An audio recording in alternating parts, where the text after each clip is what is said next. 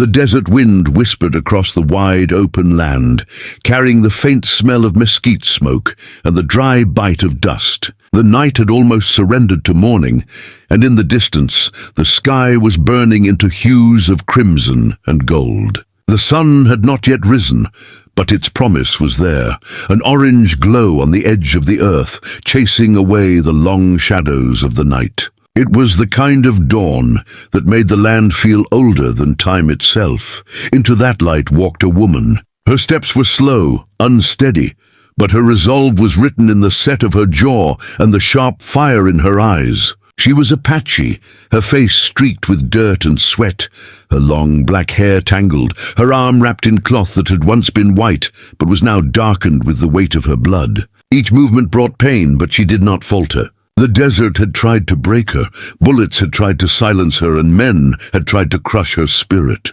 None had succeeded. Her moccasins scuffed against the gravel as she descended a narrow trail carved by hooves and wagon wheels long before. She kept her eyes forward, though every nerve in her body screamed for her to collapse, to rest. But she would not rest, not yet. She had a destination, and when she finally reached it, the sound of horses shifting in their pen told her she had found what she was looking for. A small ranch lay before her. Weathered wood fences circled the horses, their sleek bodies shimmering faintly in the early light. A low barn leaned to one side, as though it had borne too many storms. The house itself stood with a tired dignity, its porch sagging, its windows clouded, but smoke curled from its chimney, a sign of life. From the barn emerged a man. Tall, lean, his skin bronzed by years under the same relentless sun. His hat shadowed his face, but did not hide the weariness of a life lived hard. A rifle hung at his side, held loose in one hand, though the ease in his grip spoke of a man who knew too well how to use it. His eyes, sharp and watchful, fell on the wounded stranger crossing his land. He did not raise his rifle, but neither did he offer welcome. He studied her, the way a man might study a storm cloud building on the horizon, unsure if it would bring rain or ruin. His voice, when it came, was low and gravelly, shaped by years of whiskey and dust. "What brings you here?" he asked. The woman stopped just short of the porch. She swayed for a heartbeat, as though the earth might swallow her whole, but she steadied herself, lifting her chin. Her eyes, dark and unyielding, met his, not charity, not pity. She said, her words clipped, each one pressed out between breaths. "I've come to buy." A faint flicker of surprise crossed his features, but it was gone almost as quickly. His gaze traveled from the cloth pressed against her wound, to the dust caked into her clothes, to the raw determination etched into her face. "Buy." His tone held disbelief, maybe even amusement. "And what do you reckon you're buying? With what money? You don't look like you've got a dime to your name."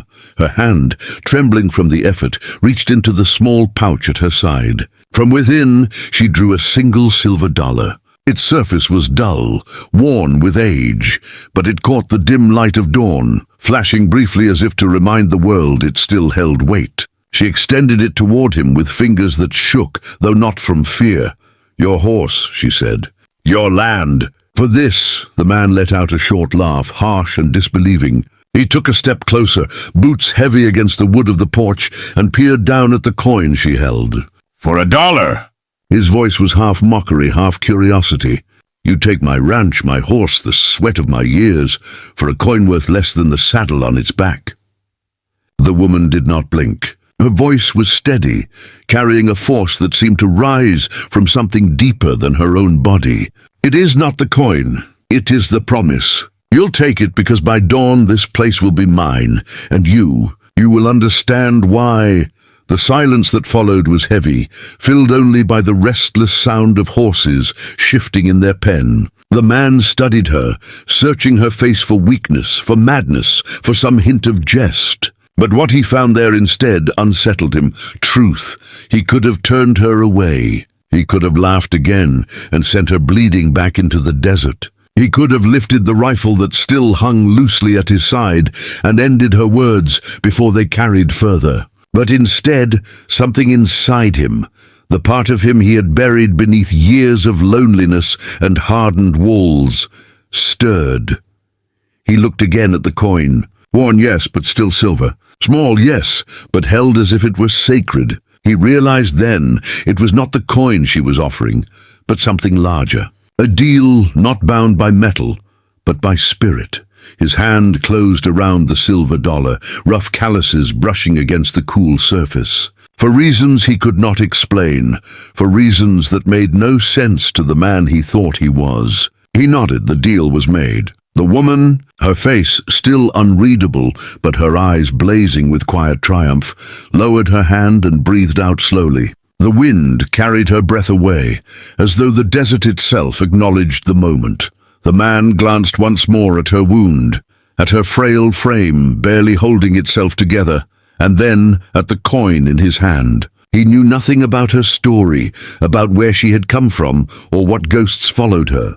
But he felt deep in his bones that nothing on this land would ever be the same again. Dawn crept higher, painting her face with light. And as the first rays touched the earth, it seemed the ranch, the horses, and even the land itself shifted quietly. No longer his alone. He had taken her dollar. And in doing so, he had given her more than a ranch. He had given her a reckoning. The silver coin felt heavier than it should have. The cowboy sat on his porch, elbows resting on his knees, the dollar turning over and over between his fingers. He had handled gold nuggets, poker chips, and bloodied bullets in his time, but never had a piece of silver weighed this much. It wasn't the metal. It was what it meant he hadn't slept a wink. Every time he closed his eyes, he saw the woman standing there, wounded yet unbent, her gaze fixed on something beyond him, beyond the ranch, beyond even the horizon. She carried the weight of something he could not name, and though he wanted to dismiss her words as desert madness, he could not. The dawn came slowly, creeping over the mesas, spreading gold light across the rugged land. The air smelled fresh, touched with dew, though the desert never gave much of it. The world was stirring, and with it so was she. The woman had cleaned her wound during the night. He had left water and cloth outside, unsure if she would take them. But when he looked again, they were gone. She was no stranger to tending her own pain. Now in the soft light, she moved with deliberate strength, saddling his best horse. Her hands were steady, sure, as if the horse already knew her, as if she belonged to the animal more than he ever had. From the porch, the man spoke at last, his voice gravelly, with the weight of questions he had never wanted to ask. "What's your game, woman? Why this place? Why me?" She tightened the saddle strap and turned, her face calm, though her eyes held shadows. "Because this land was once ours. Long before fences, long before the smoke of your chimneys. My people rode here, hunted here, prayed here. The blood of my ancestors runs deeper than any well you've dug. The earth remembers even if you do not." The words cut into him sharper than any blade. He wanted to argue, to defend what he had built with his own hands, but something in her tone, in the absolute certainty of her voice, stopped him cold. She was not asking for pity, not asking for return. She was telling him the truth of things, the kind that no bullet or paper deed could erase. She stepped closer, her dark hair lifting slightly in the morning breeze. "And because," she continued, softer now but no less fierce, "I will not take by force what can be given by honor. When you placed this coin in your pocket, you agreed. You chose the path yourself. You gave it freely, and so it will endure." The cowboy looked down at the silver dollar again. Its surface gleamed in the light of the rising sun, and for the first time he saw it differently. It wasn't a coin. It was a mark, a symbol, a binding. He realized that in giving it weight, he had given away more than land or horse. He had surrendered to something older than both of them. He let out a long breath and leaned back, the wood of the porch creaking beneath him. "Maybe I was a fool," he muttered, almost to himself. "Maybe I gave away my whole life for a coin." The woman swung into the saddle, her posture straight, her wounded arm tucked close but not hidden. She looked down at him, and for the first time a faint smile touched her lips, though it was tinged with sorrow. "Not for a coin," she said, "for a promise."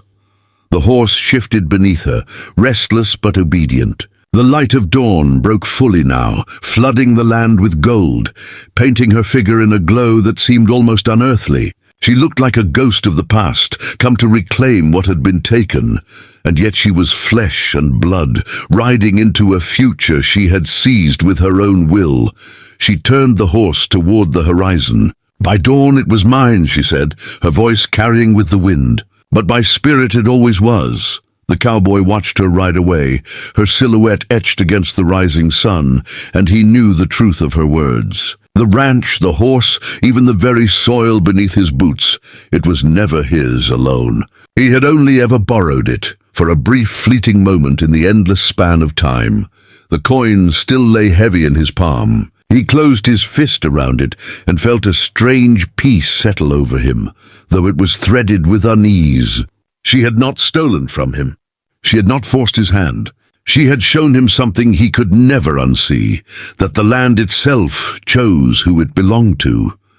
As the dust from her horse faded into the horizon, the man sat back in silence, the desert wind moving around him like a whisper. He had not lost everything, though it might have felt that way. What he had gained, though he could not yet name it, was something larger, something eternal. The silver dollar gleamed once more in the sunlight, and with that, the reckoning was complete.